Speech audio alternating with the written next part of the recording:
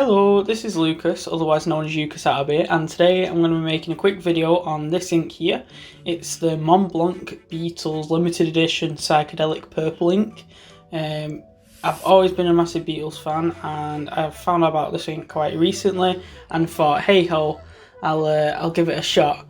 The ink's really nice, and my review is great, so if you want it, go and get it. It handles great. But before I do that, I just thought I'd do a quick unboxing review. So this is how I got it.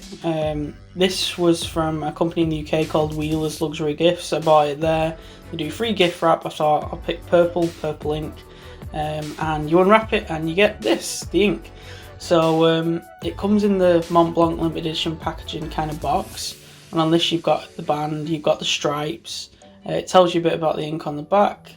It's got all the nice branding, packaging, labelling, made in Austria on the bottom, and then you have this little drawer on the side.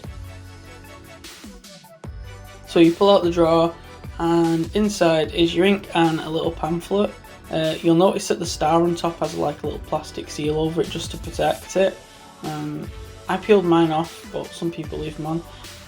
So there you go, it comes in a nice little glass jar. It's a 35mm, I believe, 30mm, 35mm ink, and it's classed as a violet, but it's a really vivid purple, and it definitely is psychedelic. So these are some of the other limited editions I have. I have the Petite Prince and Swan Illusion. Out of the three, the Beatles and the Petite Prince one are probably my favourites.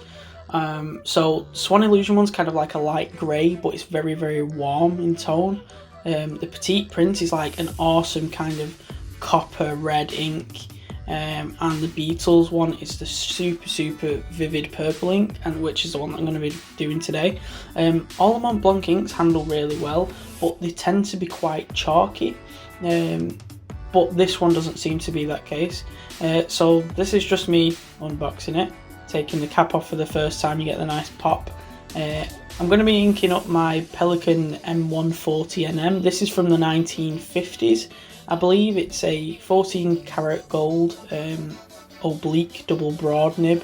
Very rare to find nowadays, especially in this condition, and it's absolutely awesome. The other pen is my Montegrappa Merry Copper Skulls.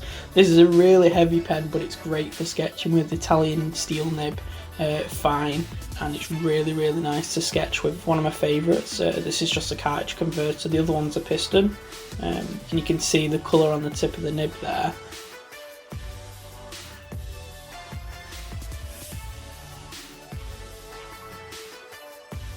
So now we're on to the ink swab. So I just use a cotton swab, dunk it in the ink, and then I just lay it down quite thick and heavy over the top of the paper.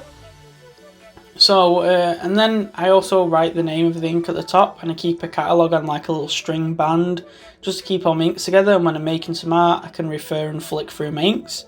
This is the Pelikan in action, so you can see me writing with that. The nib is absolutely massive. It's so wide, really thick and dead juicy, but on normal paper like this you get a bit of bleed, so really want to stick with fountain pen paper if you're using a nib that's this wide.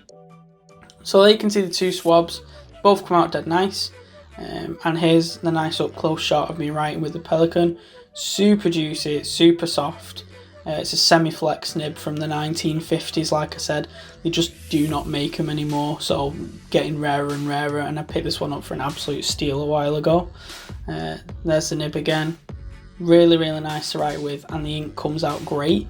It comes out a lot darker, and then as it dries it kind of fades into that nice light purple that you see above. And yeah, there's a Montblanc Beatles Psychedelic purple ink in my 1950s Pelikan, which is pretty cool, kind of dated around the same era, you know.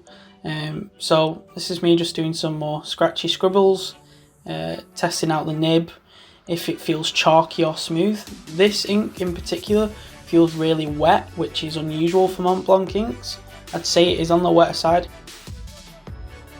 Dead nice to write with.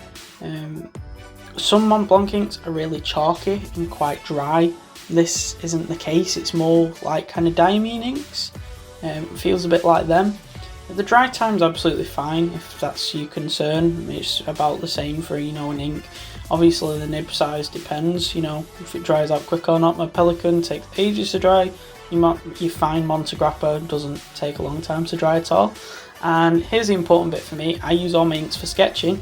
So put it in my Montegrappa, and I did this really rough sketch a while ago for my Pelican pencil review, and I just thought I'd, you know, get this sketch out and colour it in with this ink just to see what it comes out like, because I couldn't be bothered drawing something else.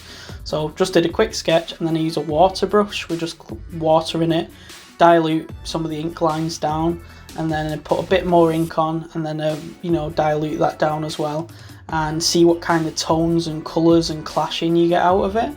And I use my inks for thumbnail sketching in visual design classes, and here you go. So there's the ink and the result that you get out of it.